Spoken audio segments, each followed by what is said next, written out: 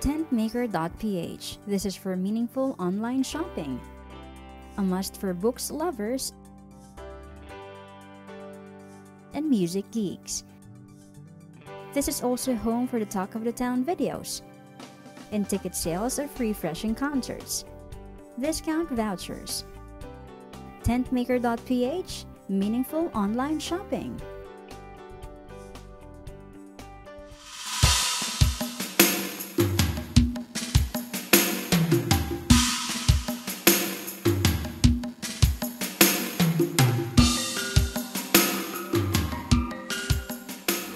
Awesome, awesome God, we worship you. We worship you in the beauty of your holiness. We acknowledge that there is none like you, and you alone are worthy to be praised. And we come before your throne with a thankful and a grateful heart, knowing that every good and perfect gift comes from you. We thank you for your love. We thank you for your mercy. Even this morning, we thank you for your presence. Lift your hands with me. Receive our worship. We love you, Father. In Jesus' name. And everybody will say and agree. Amen. And amen.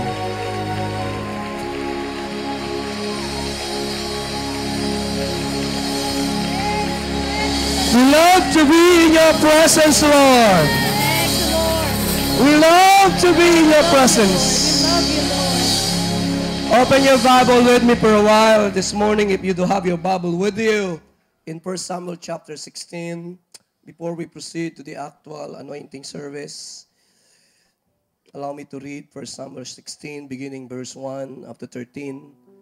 Familiar verses, but I pray that the Holy Spirit will speak to our hearts anew and implant new revelation about the anointing, the power of God's anointing. Now the Lord said to Samuel, "How long will you mourn for Saul, saying, I have rejected him from reigning over Israel? Fill your horn with oil and go. I am sending you to Jesse the Bethlehemite, for I have provided myself a king among his sons." The congregation, verse 2.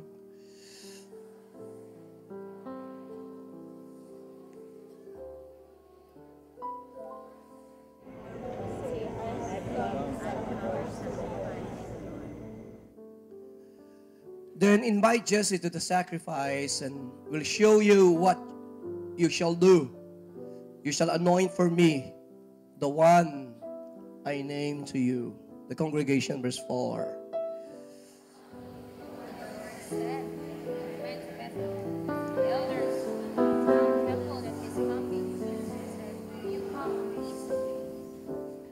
And he said, "Peaceably I have come to sacrifice to the Lord. Sanctify yourselves, and come with me to the sacrifice." Then he consecrated Jesse and his sons, and invited them to the sacrifice. Verse 6, the congregation. So it was when they came, he loved Uriah. He said, "Surely the Lord's anointed is before him." But the Lord said to Samuel, "Do not look at his appearance or at his physical stature, because I have refused him. For the Lord does not see as man sees. For man looks at the outward appearance, but the Lord looks at the heart." The congregation. So Jesse called Abinadab and made him pass before Samuel. And he said, "Neither has the Lord chosen this one." Then Jesse made Shammah pass by, and he said, "Neither has the Lord chosen this one." Verse 10. Thus Jesse made 7 of his sons pass before Samuel. And Samuel said to Jesse, "The Lord has not chosen." Let us read together verse 11 up to 13. And Samuel said to Jesse, "Are all the young men here?" Then he said, "There remains yet the youngest, and there he is keeping the sheep." And Samuel said to Jesse, "Send and bring him, or we will not sit down till he comes here." And he sent and brought him in. Now he was ruddy, with bright eyes and good looking. And the Lord said, Arise, anoint him, for this is the one. Let us read together, malakas po, verse 13. Then Samuel took the horn of oil and anointed him in the midst of his brothers. And the Spirit of the Lord came upon David from the day forward. So Samuel arose and went to Shammah. Babasahin po natin ang pinakamalakas. 1, 2, 3. Then Samuel took the horn of oil and anointed him in the midst of his brothers. And the Spirit of the Lord came upon David from that day forward. He arose and went to Ramah. Ang Diyos po magpala ng kanyang salita. Patapakan po natin ng Panginoong Diyos. Our best cup of praise to God the Father, Son, and Holy Ghost. You may all be seated. Allow me to share with you. Allow me to go straight to the preaching of God's Word. Sino po rito may mga susi kayo sa bahay? Susi ng sasakyan, susi ng aparador, susi. Taas ang kamay. Thank you. Yung mga wala po ay bibigyan ko mamaya after the service. Alam po natin bakit mahalaga ang susi. Ano po? Pag may susi ka, nabubuksan mo eh. Nabubuksan mo yung aparador, nabubuksan mo yung bahay. This morning, allow me to share with you keys that unlock God's anointing. I-share ko lang po sa inyo ang ilang susi na dapat ay alam natin na mayroon tayo sa gayon ay maranasan natin ang pagbuhos at kapangyarihan ng Diyos. Keys that unlock God's anointing. Say it. Unlock God's anointing. Bago po banggitin yung ilang susi that the Holy Spirit placed in my heart, allow me to share with you three brief initial observation or initial thoughts in my heart. Sa aking pong maikling panahon ng pag-aaral about the anointing, three things the Lord placed in my heart and allow me to share it with you. All through the Bible, all throughout the Bible, we see God calling and anointing people to do His work. Hindi po maitatanggi ng matapat na nag-aaral at estudyante ng Biblia na pag binasa mo ang Bible, ang Diyos ay tumatawag ng mga tao, babae at lalaki, na gusto niyang maglingkod sa Kanya. Say amen. You read your Bible, tumawag siya ng iba't ibang tao. Tinawag ng Diyos si Abraham, tinawag ng Diyos si Moses, tinawag ng Diyos si Joshua, tinawag ng Diyos si Samuel, tinawag ng Diyos si David.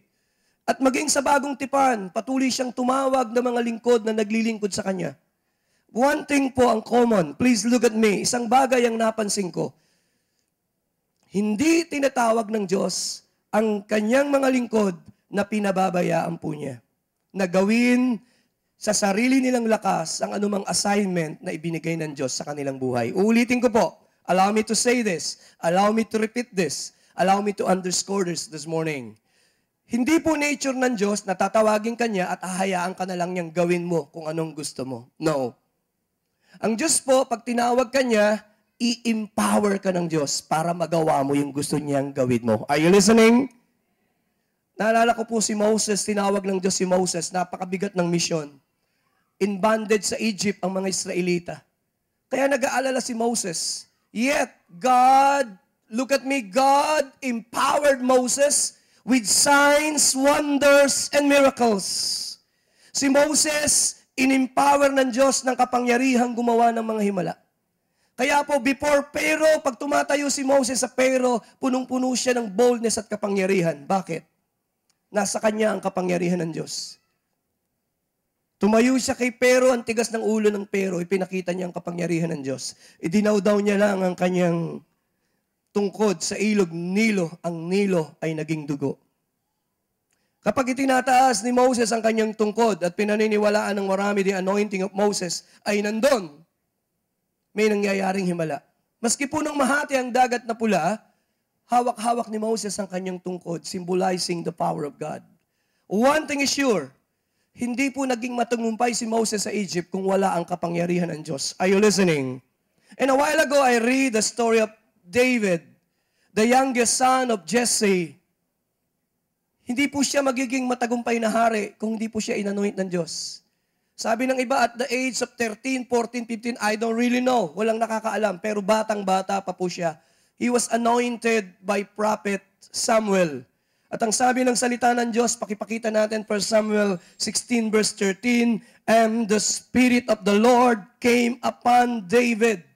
Pakisabi po, the Spirit of the Lord. Pansinin niyo po, capital yung S, the Spirit of the Lord, referring to the Holy Spirit, say it, the Spirit of the Lord came upon David. Say it, came upon David. Ang Espiritu ng Diyos ay sumakay David.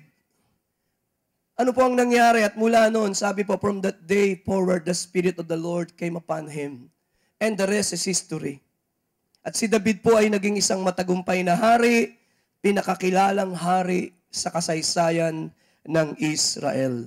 So when we talk about the anointing is the presence. Say it, the presence and the power of God manifested.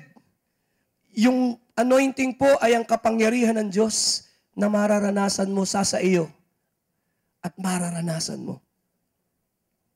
At ito pong anointing na ito, tinatawag ko po itong extra touch. Pakisabi po, an extra touch of God's power upon your life. Alam ko po, marami sa inyo matalino na magagaling. Pero with the anointing, you become a better person. Are you with me?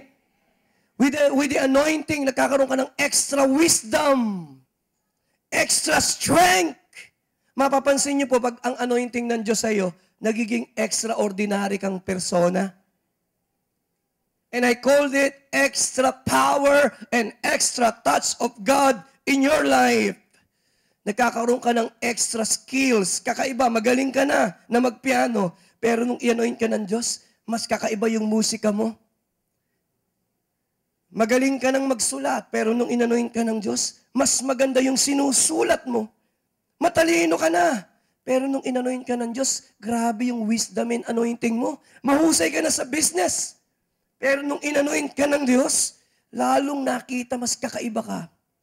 Sino po rito gusto nyo ng extra touch ng Diyos sa inyong buhay? Say Amen. Shout Amen. Lahat po tayo? I called it an extra touch of God upon your life to be. Pakisabi po, to be and to do. Again, to be and to do. Pastor Joey, ano pong ibig mong sabihin? To be. Naniniwala po ako na kailangan ko ng extra touch ng Diyos to be a successful pastor.